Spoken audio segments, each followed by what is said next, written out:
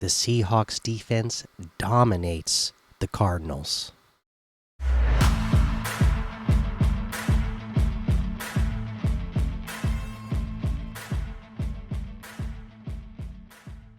Welcome back to another episode of the Seattle Sports Show where we love Seattle Pro Sports.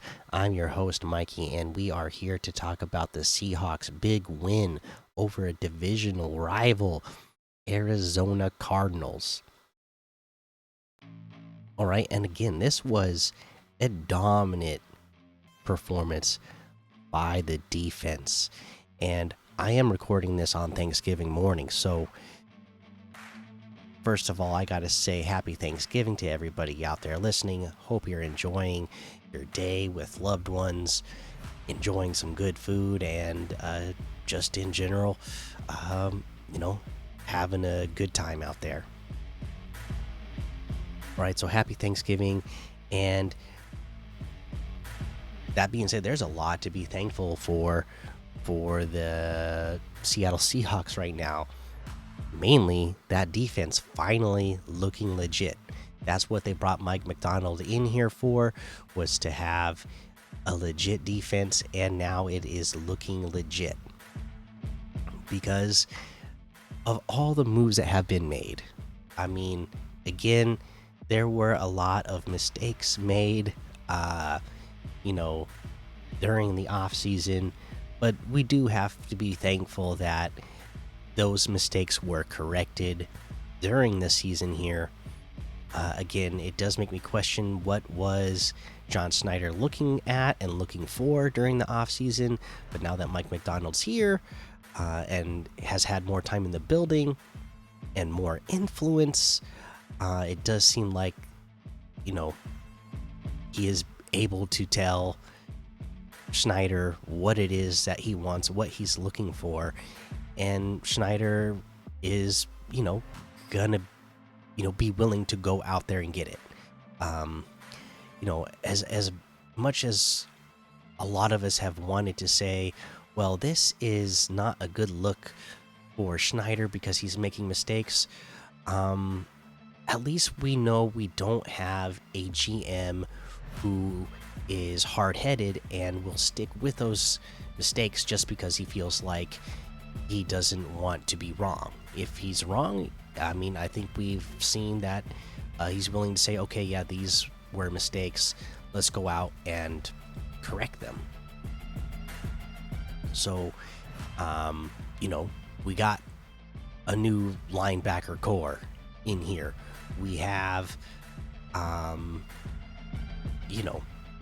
even by choice, but a starting center that looks legit now.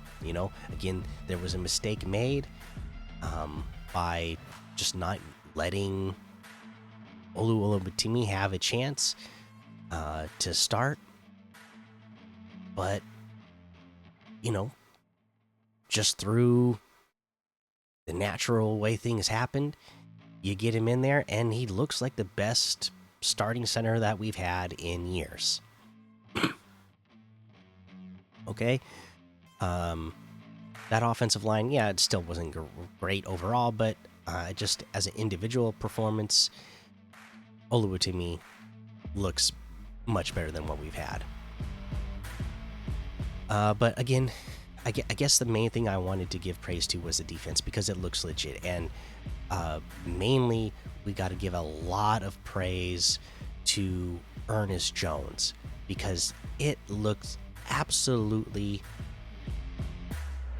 entirely different from anything that we've had at linebacker, especially the middle linebacker position in years. You don't even need to go watch tape to see how much of an effect he was having on the defense in this game. You could just watch the broadcast, and you could see that he was, putting players in the right position. He was crashing down to make plays, not just sitting back and letting plays come to him, but he was getting in the right position, crashing down, making tackles, and just not letting runs get by him. It was it was great to see. Okay, and now, not only is he playing great at the linebacker position, but it really seems like it is helping out that defensive line. It looks like, Leonard Williams, especially, now that he's got confidence that he's got good linebackers behind him, he is like pinning his ears back. He is going after it, and he is, being that like huge difference maker in the middle of the defensive line that you knew he had the capability to do. And then Jaron Reed, he's over there next to him. He's looking like, okay, well, yeah, I got these guys next to me. So he's feeling more confident as well, and he's playing better. That's how much of a difference that makes to make that big of an improvement at that position. It's really got the whole defense playing better. And then, Witherspoon, we'll mention him here in the defense as well because he's making plays all over the place.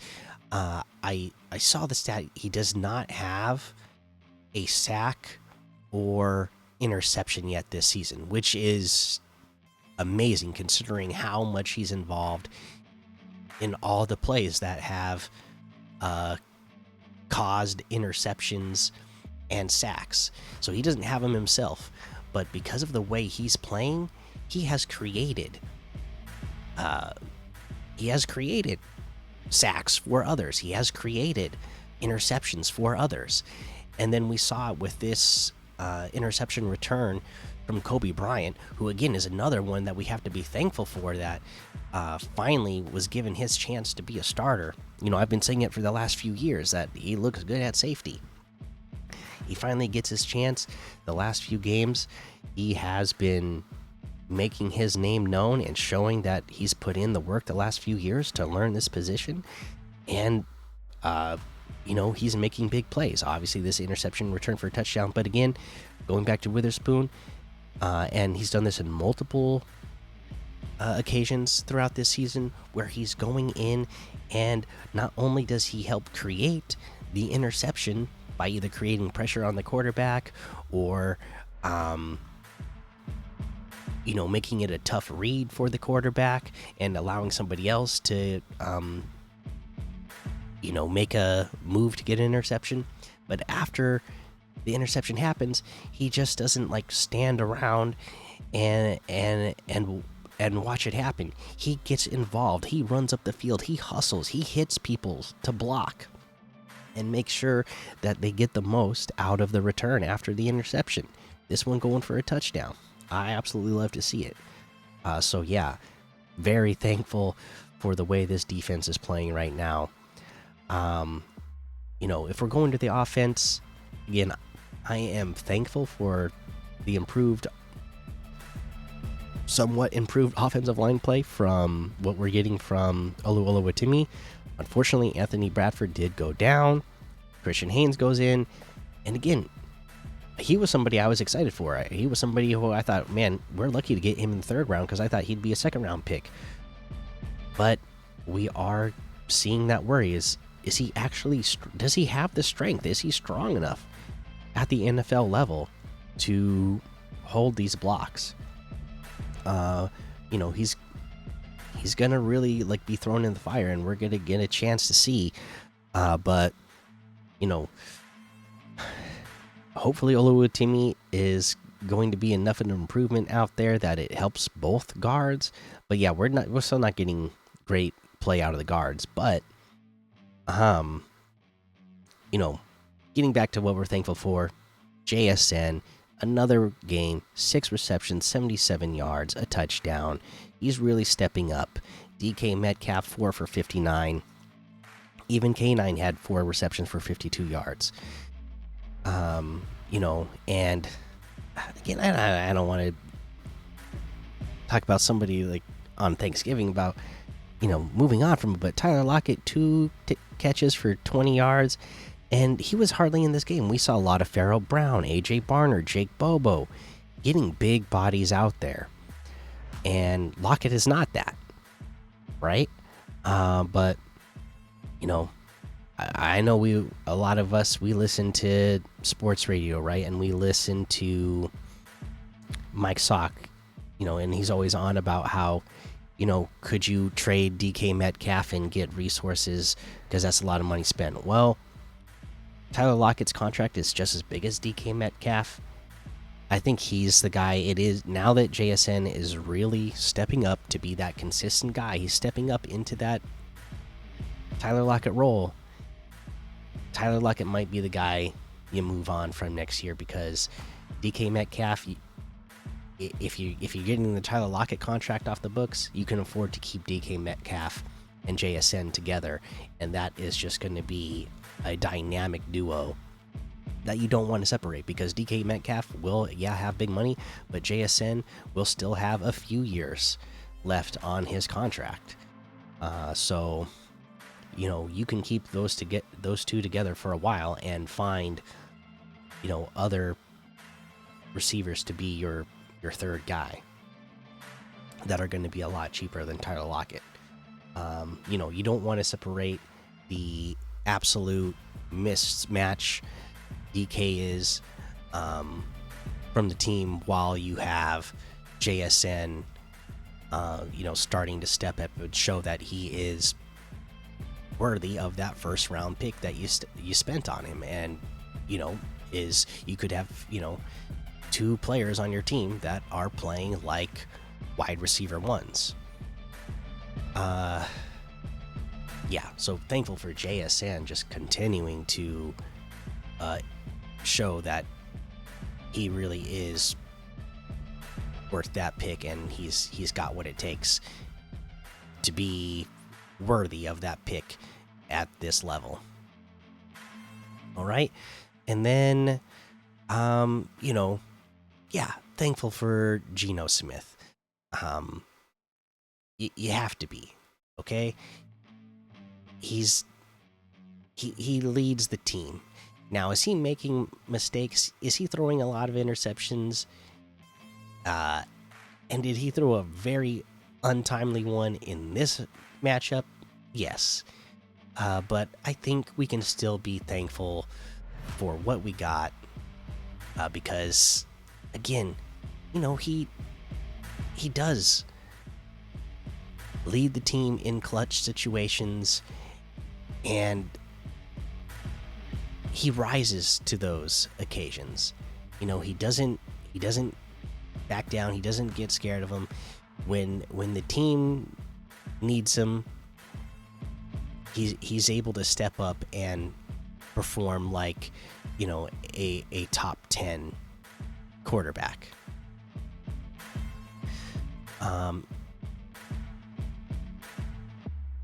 And again, just some last few points, just talking about this team and this matchup against the Cardinals. We won 16-6. Again, that defense was dominant. The Cardinals, they had been averaging like 24 points or more a game, and we hold them to 2 field goals. And field goals where they didn't come off of like great offensive performances that put them in those positions. Again, we gave up we turned the ball over on an interception. We also had a punt that wasn't great. So it wasn't like at any point during this game did the defense like start to slack off. So again, just gotta be thankful for that. And then we do have another game coming up here against the Jets, who are going to be tough. I know we can look at the record and say, oh, this team, they're bad, the record's bad, it'll be no problem. But no, they still have Aaron Rodgers, who, even while he is struggling this year, not playing as well, uh, he's still Aaron Rodgers, and you never know what could happen in a single game. They still have Brees Hall. You don't know what could happen in a single game. We have been playing better against the run lately, but that's no reason to feel comfortable about it. They still are going to have to perform in this game. I'm more confident that they will, but they still have to prove it, right? So, yeah, that's the case with that. They still have Garrett Wilson, Devontae Adams. Yeah, the team, they're an NFL team. They're not going to just, let us walk all over them and get some sort of easy win. So, our defense, Ernest Jones, he's going to have to step up like that again. If he does, if he can, then, again, making sure that our defensive linemen are in the best positions possible, that he's communicating to the rest of the team what needs to be done and what positions to be in. If that's all done, then I think we will hold the Jets the same way that we held the Cardinals, and we will end up winning against the Jets as well. And that one, I could see it being the same type of game where we maybe win, not allowing any touchdowns again. We win a game where it's like, 6 to, let's say we get 24, all right? 6 to 24. I think that's what we could do against the Jets if we play the same way that we did against the Cardinals. All right? But yeah, again, it's Thanksgiving morning, so I don't want to get on here and be talking too long because I got lots of stuff to prepare for today, right? But I had to get on and talk about this game because it was so much fun to watch. But let me know what you thought about the game. Let me know what you think about this improved defense. What are you thankful for about the Seahawks? And happy Thanksgiving. All right. Thanks for listening to the Seattle Sports Show, where we watch legends awaken. So take cover, because with the Sea of Sound, you will see us rise to reign supreme and win forever. Go Hawks.